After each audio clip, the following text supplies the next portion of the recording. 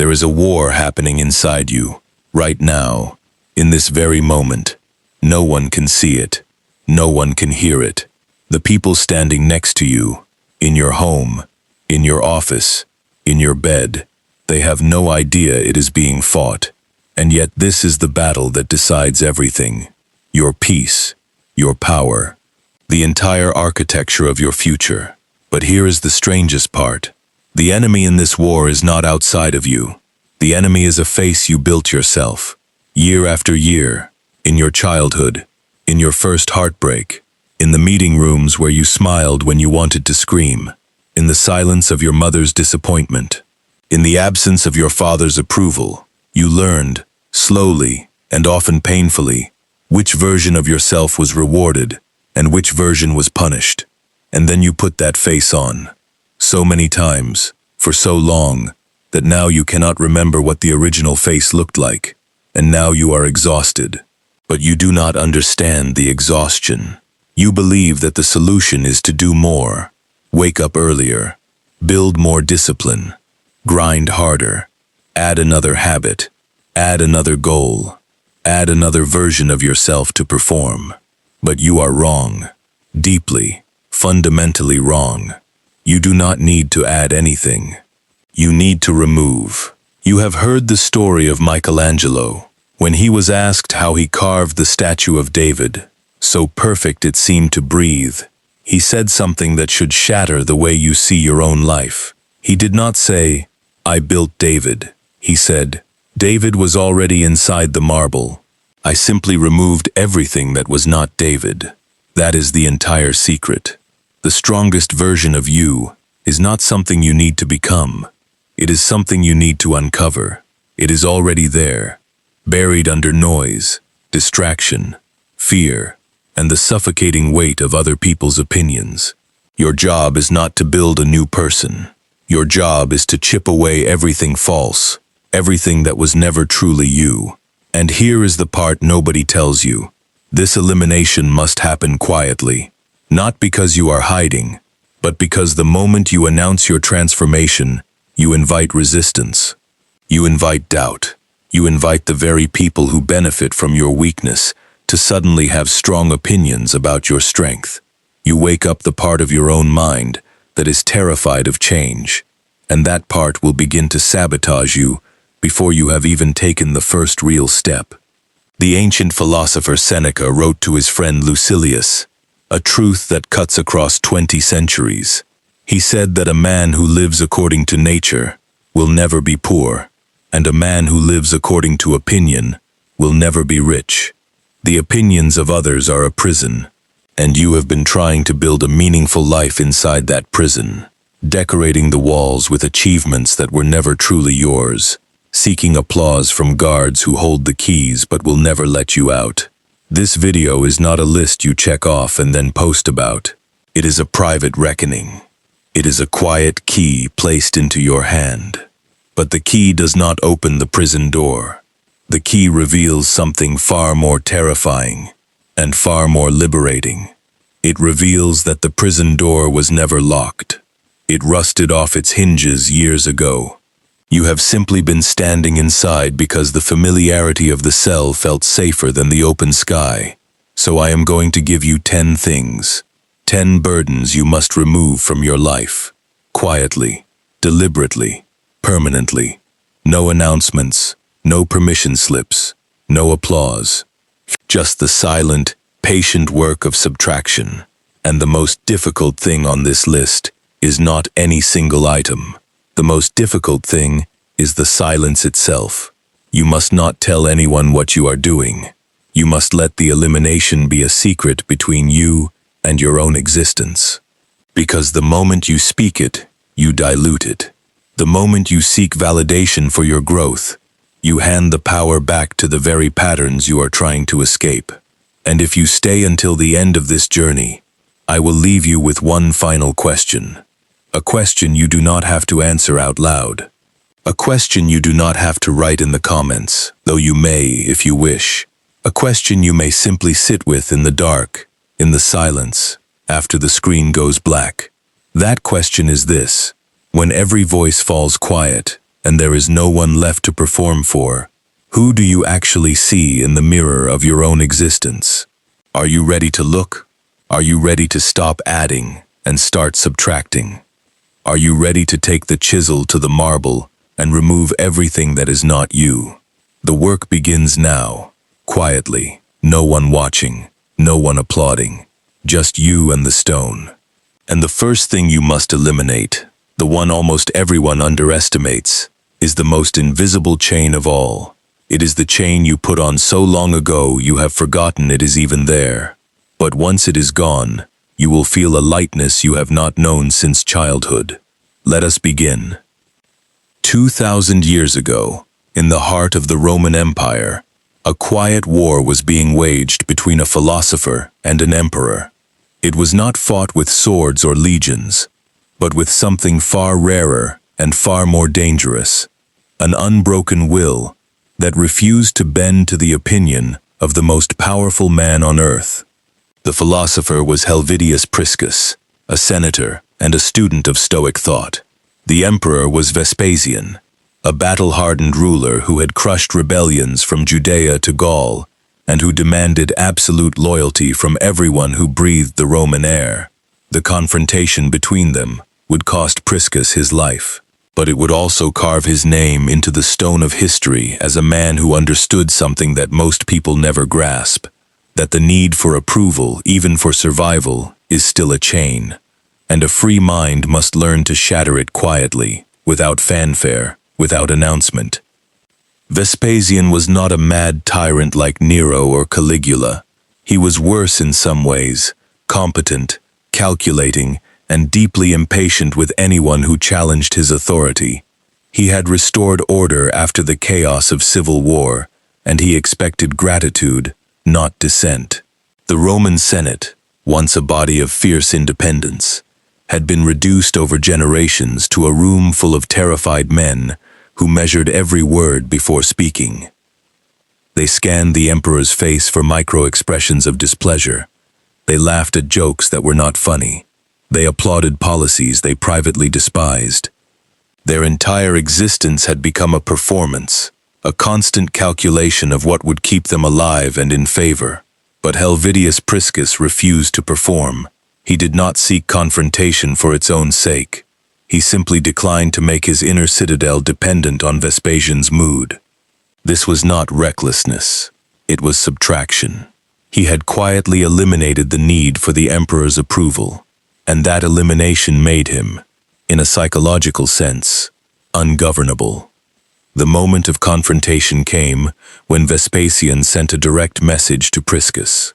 The emperor commanded him to stop attending Senate meetings where his dissenting voice was becoming an embarrassment. The message was clear: stay silent, or there will be consequences. Priscus did not rage. He did not call for rebellion. He simply sent back a reply that would echo through the centuries. He said, "It is in your power, Caesar, to take my life. It is not in your power to make me say what I do not believe." Every word of that sentence is a masterclass in Stoic logic. He acknowledged Vespasian's physical power over his body. The emperor could kill him, exile him, strip him of property and title. These were external things, what the Stoics called indifference. They could be taken. But his judgment, his capacity to choose what he would and would not say, that was territory no emperor could conquer. Priscus had drawn a line in the sand of his own soul and declared it sovereign land. The emperor, predictably, did not accept this quiet defiance. Priscus was arrested, exiled, and eventually executed. His friends pleaded with him to soften his tone, to save himself, to at least pretend. But Priscus understood something they did not. Once you start cutting pieces off your soul to appease power, the cutting never stops. First you give up your words, then your silence itself becomes a lie. Then you forget what your original voice even sounded like. He chose death over that slow, quiet suffocation of the self. And he did it without making a speech about his courage, without seeking a martyr's applause, without turning his resistance into a performance for the crowds. He simply refused, privately, fundamentally, to let an external authority dictate his internal truth. What makes this story so piercing, so uncomfortable to sit with, is the distance between Priscus and the average modern life. The average person today is not threatened with execution for speaking a dissenting thought, and yet the average person censors themselves constantly, in meetings, in family gatherings, in text messages that are rewritten 5 times to avoid conflict. The Emperor Vespasian no longer sits on a marble throne. He has been replaced by 1,000 smaller emperors, the boss, the partner, the social circle, the anonymous crowd on the internet. And most people, without realizing it, have adopted the very behavior that Priscus refused. They scan for approval. They soften their words. They laugh at what is not funny. They applaud what they privately despise. The marble halls of Rome have become the glass screens of the 21st century, but the psychological dynamic remains identical. The need for approval is still the invisible chain, and most people have worn it for so long that they have mistaken the sound of its rattling for the rhythm of their own heartbeat. What Helvidius Priscus did that day, in that ancient, fear-drenched Senate chamber, was not an act of defiance against an emperor. It was an act of subtraction. He quietly removed one single weighty thing from his interior world, the belief that Vespasian's opinion of him mattered more than his own opinion of himself. That subtraction made him free, even as the guards closed in. That subtraction transformed him from a subject of the empire into a sovereign of his own mind. And that same subtraction is available to you. Not by making a dramatic announcement, not by storming out of a room and declaring your independence, but by a quiet, daily, almost invisible refusal. The next time you feel the urge to change your answer because you sense disapproval, pause. The next time you are about to offer a 5-minute justification for a choice that needs no defense, stop. Ask yourself, quietly and without any audience, what Helvidius Priscus asked himself in the shadow of the emperor's wrath. Is this my truth, or is this their comfort? The battlefield has changed. The stakes have shifted from physical survival to psychological integrity, but the war remains the same, and it is still fought in the small, unwitnessed moments, where you choose either to hand your soul over to the nearest emperor, or to reclaim it, silently, for yourself. Priscus lost his life and won his freedom.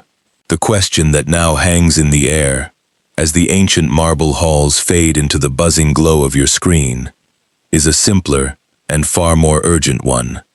What are you so afraid of losing that you keep handing over your mind? And can you, quietly, without telling a single soul, begin to take it back? The story of Rome has ended. Yours is still being written, right now, in the pauses before you speak, in the silences where you choose what to say and what to keep sacred. The next lesson awaits. But first, sit with this ghost of a long-dead senator and ask yourself whether you would have done what he did. Not in the grand cinematic version, but in the small, unrecorded moments that decide who you actually are. The quiet death of Helvidius Priscus was not a tragedy. It was a revelation. He had removed one single thing, his need for the emperor's approval. And in that removal, he discovered a freedom that no guard, no exile, and no execution could touch. His story is not ancient history. It is a mirror. The question that now sits before you is not whether you would have stood before Vespasian with a steady gaze.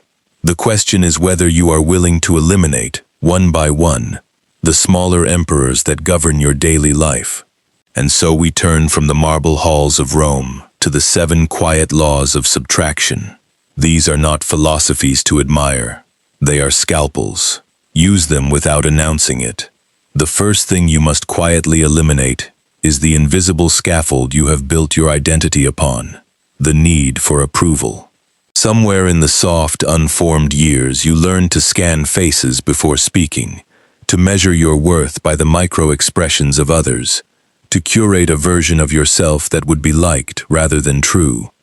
You outsourced your existence to a jury that does not even deliberate. Epictetus, born a slave, taught that some things are up to us and some are not. Our judgments, our desires, our actions, these are ours. The opinions others hold of us belong entirely to them. Chasing them is like chasing smoke. You exhaust yourself and hold nothing real. The execution is not a dramatic confrontation. It is a private pause. Tomorrow, when you feel the urge to edit your words for approval, ask yourself silently, is this my truth or their comfort? That single pause, repeated daily, is how the scaffold collapses. But even when the need for applause begins to fade, a deeper poison remains. The language you speak when no one is listening, the way you narrate your own suffering. For that, you must move inward. The second elimination is the habitual voice of complaint and the identity of the victim. Complaint has become the primary handshake of the miserable, a bonding ritual that dyes the soul with the color of its grievances. Marcus Aurelius knew this. He wrote to himself, and to himself alone, that the soul becomes dyed with the color of its thoughts. If you constantly narrate what is wrong, you train your brain to become an expert in finding more of it. And the victim identity, however justified by real wounds, calcifies into a prison. Epictetus had his leg broken by a cruel master and walked with a limp for the rest of his life. He did not pretend it did not happen. He simply refused to let that fracture become the architecture of his entire being. The quiet practice is this: when the urge to complain rises, replace it with one question. What does this moment demand of me? If nothing, accept and redirect. If something, act. Do not narrate the wound. Heal it in silence. Yet even as you stop complaining to others, an invisible judge still sits in your pocket, demanding your attention in 1,000 fragments. The third subtraction awaits. You must quietly eliminate the voluntary surrender of your citadel to the digital empire. The mind, Marcus wrote, is a fortress. But what happens when you hand the keys to an algorithm engineered to fracture your attention? Seneca, in an age without screens, observed the same sickness. People traveling restlessly, unable to bear their own company. The comparison trap is a twin poison. You compare your unedited, 24-hour reality to the curated 15 seconds of millions of strangers.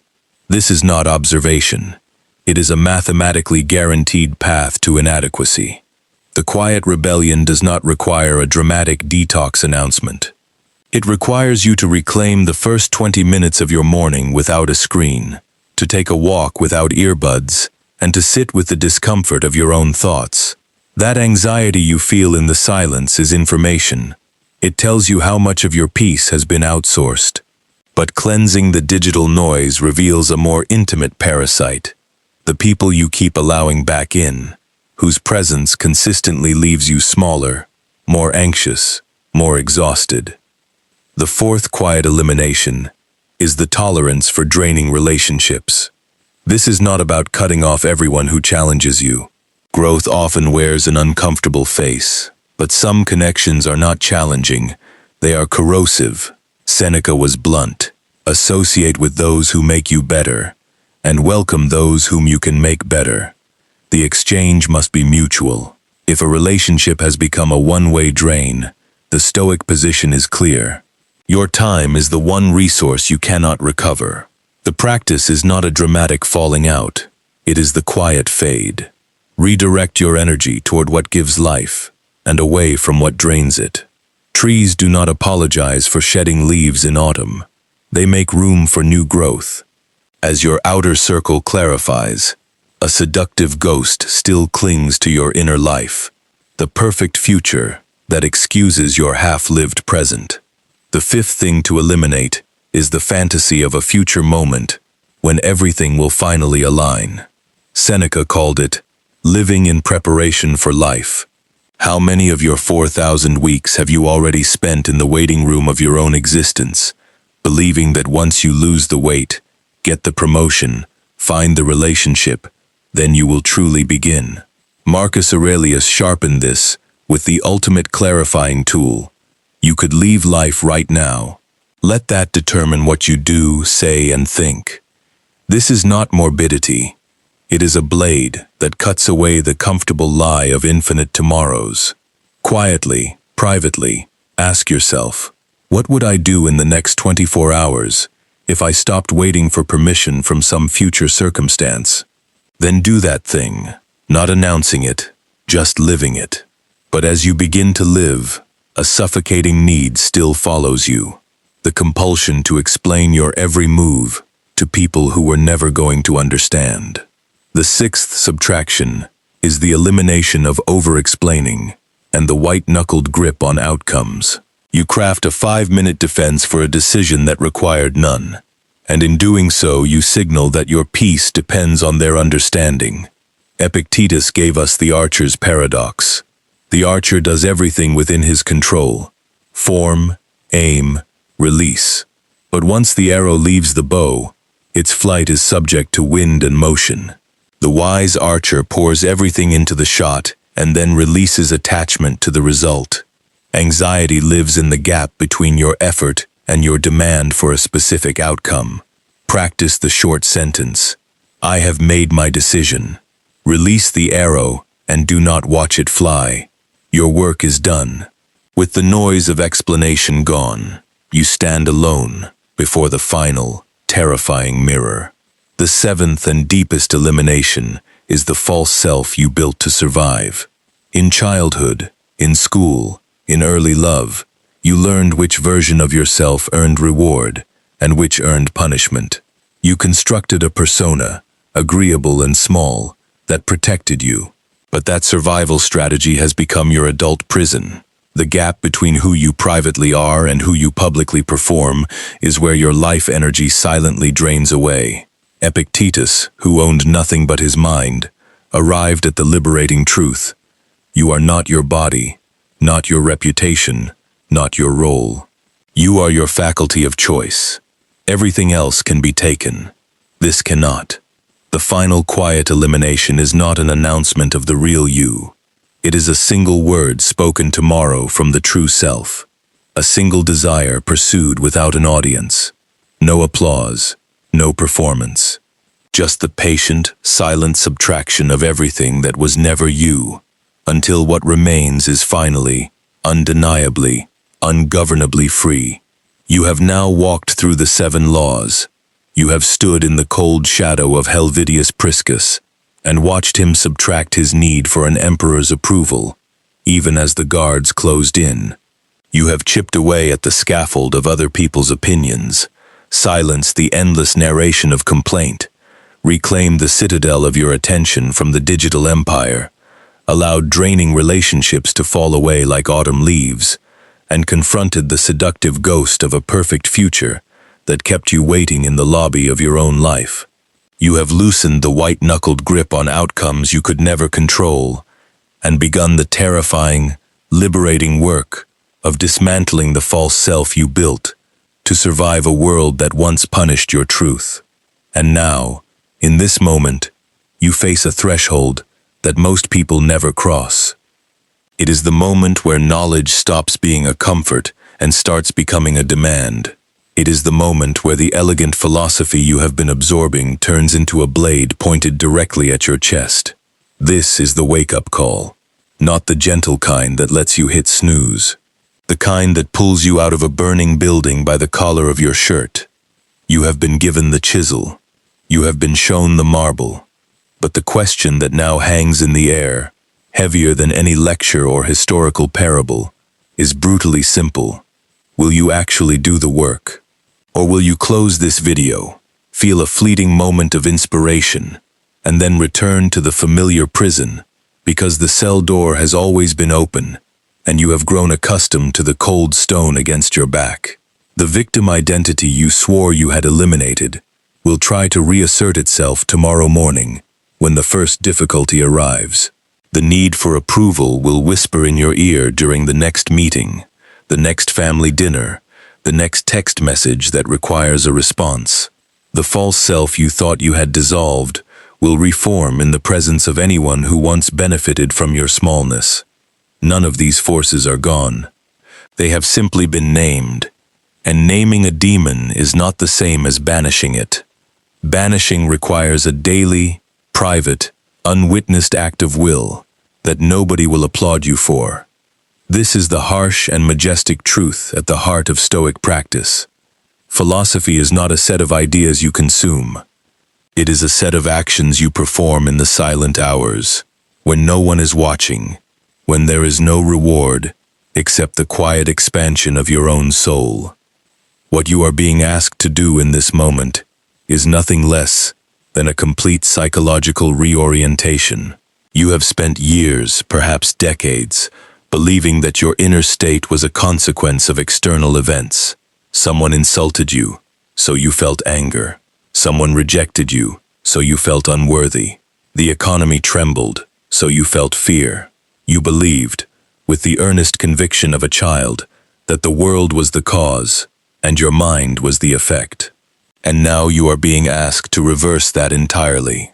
The Stoics, from Epictetus in his chains to Marcus Aurelius in his plague-ridden empire, discovered a principle so radical that it still shocks the modern nervous system.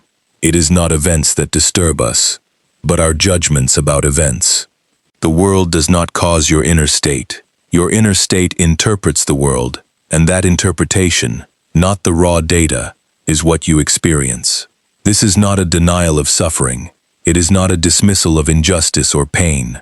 It is a surgical distinction between what happens to you and what you do with what happens to you. The wound is real. The meaning of the wound is chosen. And in that space of choice, which exists in a gap no wider than a breath, lies your entire freedom. This psychological shift cannot be performed. It cannot be announced. You cannot post about it or add it to your bio. The moment you try to signal your transformation to others, you have already diluted it, because you are once again seeking external validation for an internal act. The shift must happen in the marrow of your bones, in the small, unglamorous decisions that no one will ever know about. It looks like this. Tomorrow morning, you will wake up and the world will begin its assault. The news will be bad, the traffic will be frustrating, a colleague will say something thoughtless, an old wound will be triggered by a familiar scent or a passing comment. In that precise moment, between the stimulus and your habitual response, you will feel a pause. That pause is the battleground. The old version of you would have reacted instantly, blaming the stimulus for the reaction, as though someone else had pressed a button and you had no choice but to light up. The new version, the version you are forging in silence, will inhabit that pause. You will breathe. You will remember that the archer does not control the wind, only the aim. You will ask, not why is this happening to me, but what does this moment now demand of me?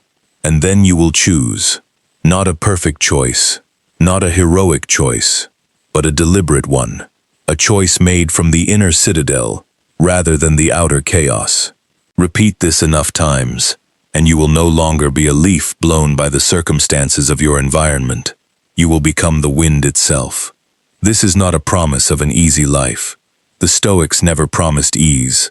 They promised strength. They promised clarity.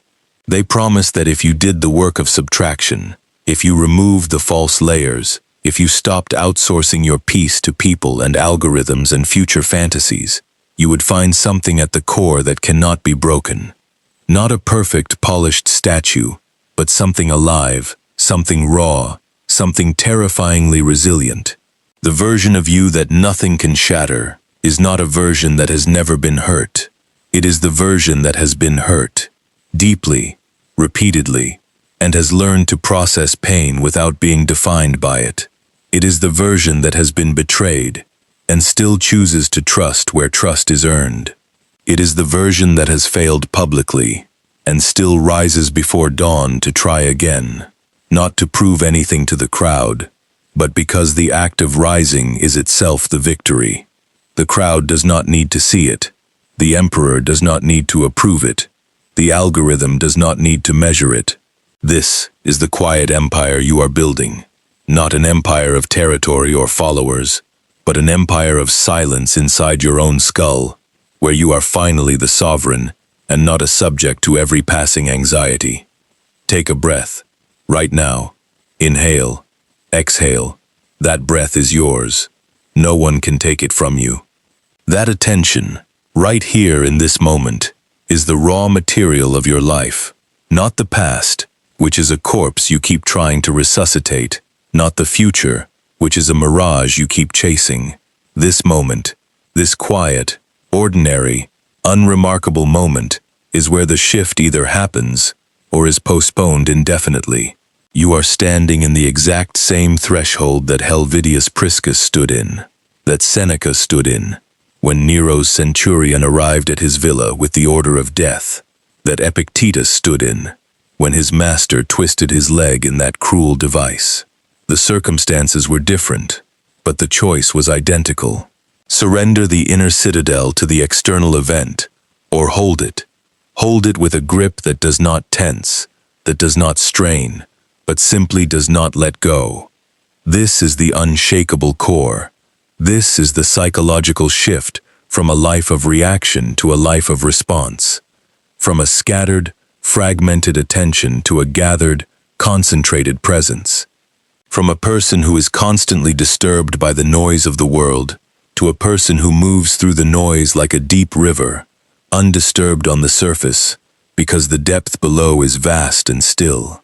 You have been told that you need to add more to your life to be whole. That was the great lie. You do not need more. You need less. You need to carry fewer burdens, perform fewer roles, seek fewer permissions. The lightness you are beginning to feel, that strange, unfamiliar spaciousness in your chest, is not emptiness. It is the absence of weight you were never meant to carry. The false self is heavy. The approval scaffold is heavy. The future fantasy is heavy. The comparison loop is heavy. And now, piece by piece, you are setting them down.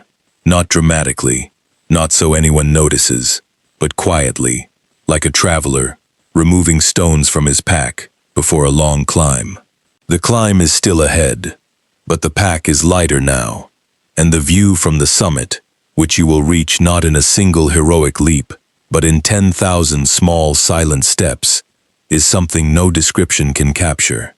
You will have to see it for yourself, and you will, if you keep walking.